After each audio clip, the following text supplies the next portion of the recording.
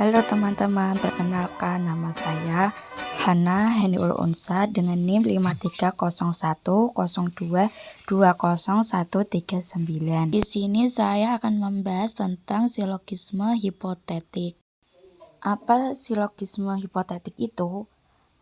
Silogisme hipotetik, argumen yang premis mayornya berupa proposisi hipotetik atau kebenaran yang dinyatakan pada syarat tertentu, sedangkan premis minornya adalah proposi kategorik, menyatakan suatu kebenaran tanpa syarat. Silogisme hipotetik itu ada 4 macam. Apa aja sih? Yuk simak video ini. Yang pertama ada silogisme hipotetik yang premis minornya mengakui bagian antecedents. Contohnya, jika hujan saya naik becak. Sekarang hujan, jadi saya naik becak. Kedua, ada silogisme hipotetik yang premis minornya mengakui bagian konsekuensinya. Contohnya, bila hujan bumi akan basah.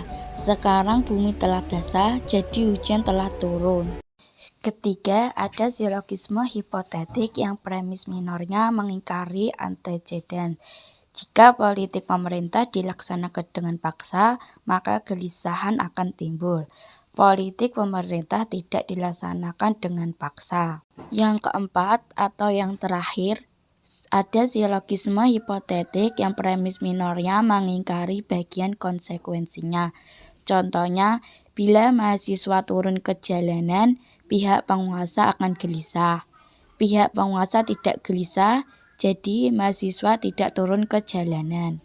Adapun hukum-hukum silogisme hipotetik, bila antecedent kita lambangkan dengan A dan konsekuen dengan B. Jadwal hukum silogisme hipotetik adalah 1. Bila A terlaksana, maka B terlaksana. 2. Bila A tidak terlaksana, maka B tidak terlaksana. Tidak sah atau salah. 3. Bila B terlaksana, maka A terlaksana. Tidak sah atau salah. Keempat, bila B tidak terlaksana, maka A tidak terlaksana. Kebenaran hukum di atas menjadi jelas dengan penyelidikan berikut. 1. Bila terjadi peperangan, harga bahan makanan membumbung tinggi. Nah, peperangan terjadi. Jadi, harga bahan makanan membumbung tinggi. 2. Bila terjadi peperangan, harga bahan makanan membumbung tinggi. Nah, peperangan tidak terjadi. Jadi, harga bahan makanan tidak membumbung tinggi atau tidak sah atau salah. Bila terjadi peperangan, harga bahan makanan membumbung tinggi. Nah, sekarang harga bahan makanan membumbung tinggi, peperangan terjadi. Tidak sah atau salah. Bila peperangan terjadi, harga bahan makanan membumbung tinggi. Nah, harga bahan makanan tidak membumbung tinggi, jadi peperangan tidak terjadi.